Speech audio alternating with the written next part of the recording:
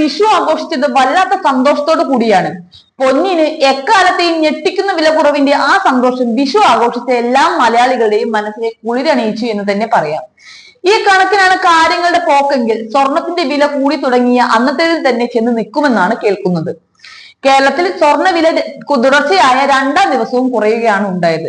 അന്തർദേശീയ വിപണിയിൽ സ്വർണ്ണവില വീണ്ടും ഉയരാൻ തുടങ്ങിയിരിക്കുകയാണ് കേരളത്തിൽ കുത്തനെ കുറഞ്ഞിരിക്കുന്നത്. സാധാരണ അന്തർദേശീയ വിപണിയിൽ വില കൂടുമ്പോൾ കേരളത്തിലും ഉയരേണ്ടതാണ്.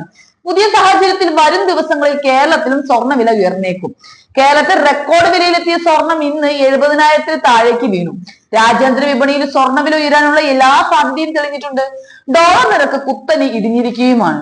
ഇന്ത്യൻ രൂപ അല്പം മെച്ചപ്പെട്ടത് ആശ്വാസമായി.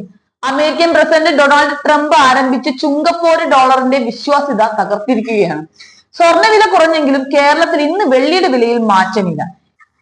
22 ക്യാരറ്റ് സ്വർണം ഗ്രാമിന് 8,720 രൂപയാണ് ഇന്ന് കേരളത്തിൽ നൽകേണ്ടത്.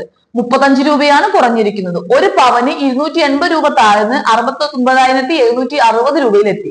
തിങ്കളാഴ്ച 120 രൂപ കുറഞ്ഞിരുന്നു. അതായത് 2 ദിവസങ്ങളിലായി 400 രൂപയാണ് പവന് കുറഞ്ഞത്. അതേസമയം 18 ക്യാരറ്റ് സ്വർണം ഗ്രാമിന് 30 രൂപ കുറഞ്ഞ് 7,180 രൂപയായി. വെള്ളി ഗ്രാമിന് 107 രൂപയിൽ തുടരുന്നു. ഇന്ന് സ്വർണം വാങ്ങാൻ ആഗ്രഹിക്കുന്നവർ ശ്രദ്ധിക്കേണ്ട ചില കാര്യങ്ങൾ സൂചിപ്പിക്കാം. 24, 22, 18, 14 ക്യാരറ്റുകളിലാണ് സ്വർണം വിൽക്കുന്നത്. 24 ക്യാരറ്റിൽ തങ്കമാണ് ലഭിക്കുക. ബാറായും കോയനായും ഇവ ലഭിക്കും.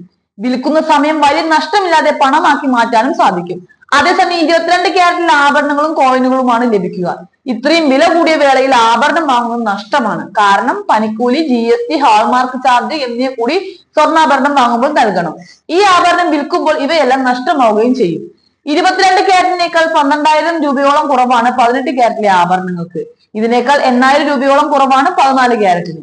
വില കുത്തനെ വർദ്ധിച്ച സാഹചര്യത്തിൽ ആഭരണ വിൽപ്പന കുറഞ്ഞിട്ടുണ്ട്.